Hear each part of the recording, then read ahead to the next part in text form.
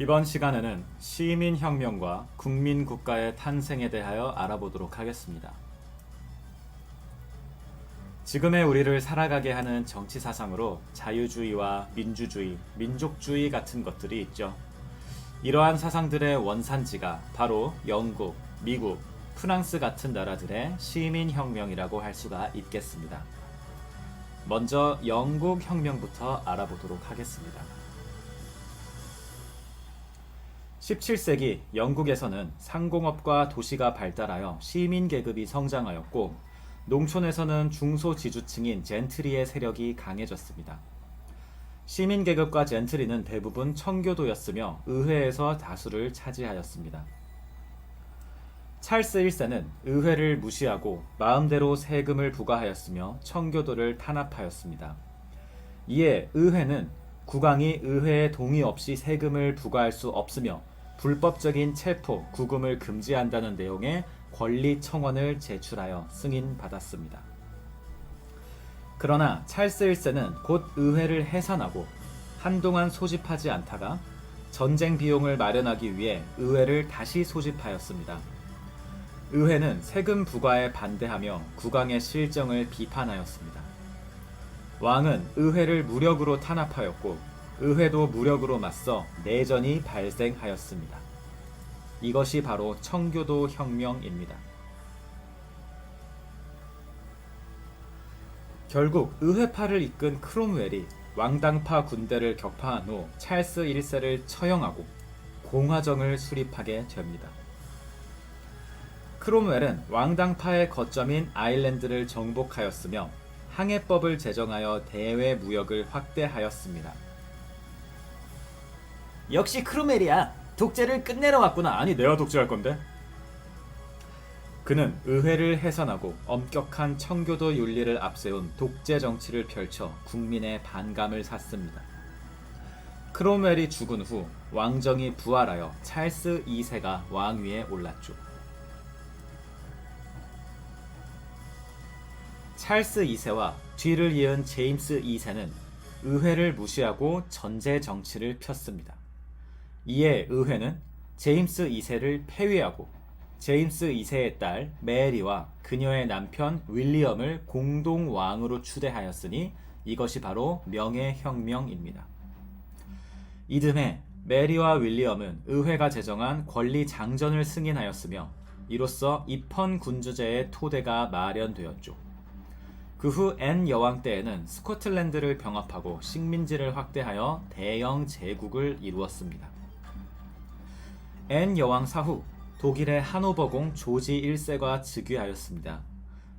독일에서 성장한 그는 영국 사정에 어두워 정치에 관여하지 못하였죠. 이에 의회 다수당이 내각을 구성하여 정치를 주도하는 내각 책임제, 즉 의원 내각제가 실시되었습니다. 이를 바탕으로 왕은 군림하나 통치하지 않는다라는 영국의 전통이 세워졌습니다. 다음에는 미국의 독립혁명에 대하여 알아보도록 하겠습니다.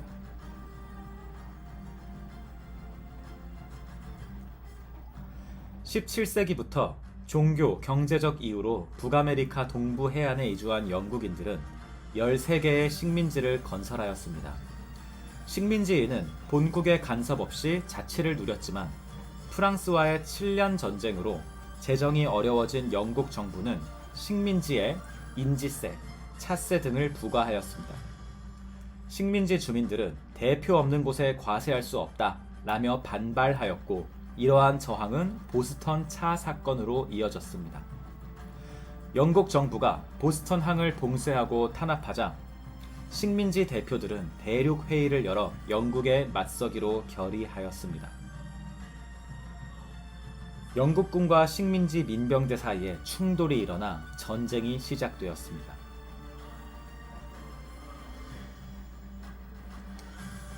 식민지 대표들은 다시 대륙 회의를 열어 워싱턴을 총사령관으로 임명하고 독립선언문을 발표하였습니다.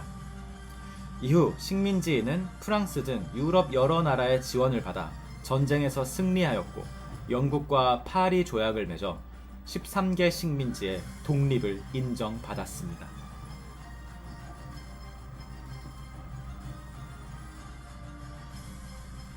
독립 후 각 주의 대표는 연방제를 주요 내용으로 하는 헌법을 제정하고 조지 워싱턴을 초대 대통령으로 선출하게 됩니다. 헌법은 주권이 국민에게 있으며 행정, 입법, 사법권을 나누는 삼권 분립의 원칙을 규정하였습니다. 이로써 세계 최초의 민주공화국인 아메리카 합중국, 즉 미국이 탄생하게 되죠. 미국 혁명은 이후 프랑스 혁명과 라틴 아메리카의 독립운동에 영향을 끼쳤습니다. 독립 이후 미국은 유럽 국가들이 지배하였던 지역을 사들이거나 넘겨받았으며 이후 서부 개척이 이루어집니다. 이 과정에서 원주민이 거주지에서 쫓겨나거나 희생되었습니다. 또한 멕시코와 전쟁을 벌여 캘리포니아 등 서쪽 지역을 확보함으로써 태평양 연안까지 영토를 확장합니다. 한편 캘리포니아에 금광이 개발되면서 많은 사람들이 서부로 몰려들기도 하였습니다.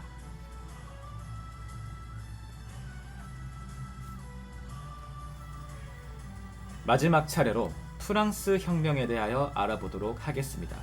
자유, 평등, 박애. 혁명의 배경을 알아보겠습니다. 18세기 프랑스에서는 절대 왕정의 통치 아래 신분제가 그대로 유지되었습니다. 소수의 성직자와 귀족은 높은 관직과 많은 토지를 소유하고 세금을 내지 않는 등 특권을 누렸죠. 반면 다수의 평민은 무거운 세금을 부담하면서도 정치 참여에는 제한을 받았습니다. 특히 농민은 과도한 세금과 영주에게 바치는 공납으로 심한 고통을 겪었습니다. 제3신분 중에서 상공업 활동으로 부를 축적한 시민계급, 즉 부르주아지는 낡은 제도를 비판하기 시작합니다. 이들은 계몽사상과 미국 혁명의 영향을 받아 봉건 질서를 타파하고 자유롭고 평등한 사회를 건설하려고 하였습니다. 프랑스 혁명은 3단계로 이루어집니다. 국민의회, 입법의회, 그리고 국민공회 시기에 각각 일어났던 사건을 구분하여 학습해 두셔야 되겠습니다. 루이 16세는 계속된 전쟁과 사치스러운 궁정 생활로 재정이 어려워지자 3신분회, 즉 3부회를 소집하였습니다. 미국 독립전쟁 전하다 개털렸네. 명령아 두고 사 먹어야 되는데 어쩔 수 없지. 1, 2신분한테도 세금 좀 걷자고 해야겠다. 어이 귀족! 성직자 어서오고. 저 귀족님들, 저희 평민이 너무 살기 힘든데 세금 좀 같이 내주시면 안 될까요? 아니 근본이 다른데 우리가 세금을 왜 내? 꼬우면 투표하든가. 각 신부는 회의의 표결 방식을 두고 대립하였고 제3신부는 신분별 표결 방식이 부당하다며 독자적으로 의회를 수립하는 운동을 한다. 제3신부는 전체 회의에 근거한 머릿수 표결을 주장하였지만 받아들여지지 않았다. 이렇게는 못 살아. 우리가 따로 의회를 구성할 거야. 이에 따라 제3신부는 독자적으로 국민의회를 구성하게 된다. 이것이 그 테니스 코트의 서약이다. 기나긴 목멸과 핍박의 시간, 지긋지긋하던 차였다. 고맙네 로베스피에르. 인간과 시민의 권리로 돌아갈 때다. 와. 이후 혁명이 전국으로 확산되어 농민들이 영주의 성과 저택을 습격하고 봉건 문서를 태우기로 하였다. 국왕이 국민의회를 탄압하려 하자 분노한 파리 시민들은 바스티유 감옥을 습격하였으니 이것이 바스티유 감옥 습격 사건이다. 국민의회는 봉건제의 폐지를 선언하고 혁명의 기본 이념을 밝힌 인간과 시민의 권리 선언, 즉 인권선언을 발표하였다.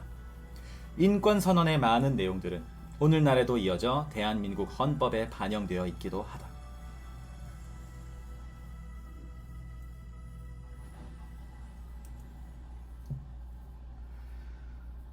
위기의식을 느낀 국왕이 국외로 탈출하려다가 체포되는 사건이 있었다.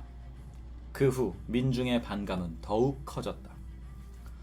그 후 국민의회는 입헌군주제와 재산에 따른 제한선거 등을 내용으로 하는 헌법을 제정하였으며 이에 따라 입법의회가 구성되었다.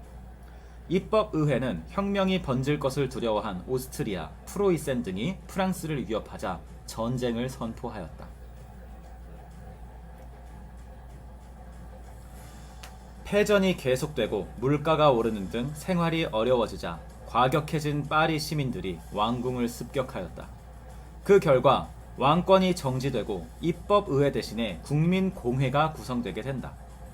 국민공회는 공화정을 선포하고 급진파의 주도로 루이 16세를 처형하였다. 이어 국민공회는 공화제와 보통선거 등을 내용으로 하는 헌법을 제정하였다. 한편 로베스피에르 등 급진파는 혁명에 반대하는 세력을 처형하는 등 공포정치를 폈다. 이에 대한 불만이 커지면서 쿠데타가 일어나 로베스피에르 등은 몰락하였고 총재 정부가 구성되게 된다.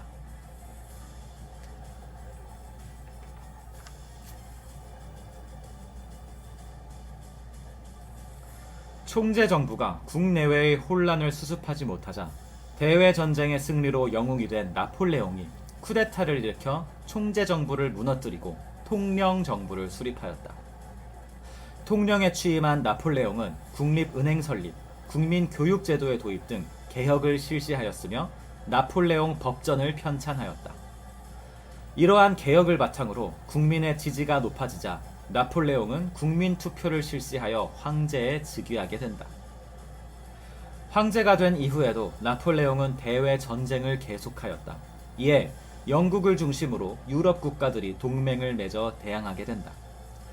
나폴레옹은 바다에서 벌어진 영국과의 전쟁에서는 패하였지만 육지에서 오스트리아, 프로이센, 러시아 등을 차례로 격파하여 유럽 대부분을 정복하였다. 나폴레옹은 영국을 굴복시키기 위해 대륙 봉쇄령을 내린다. 러시아가 이를 어기고 영국과 교역을 계속하자 러시아 원정에 나섰지만 실패하였다. 이어 다시 동맹을 결성한 유럽 국가들에게도 패배하게 된다.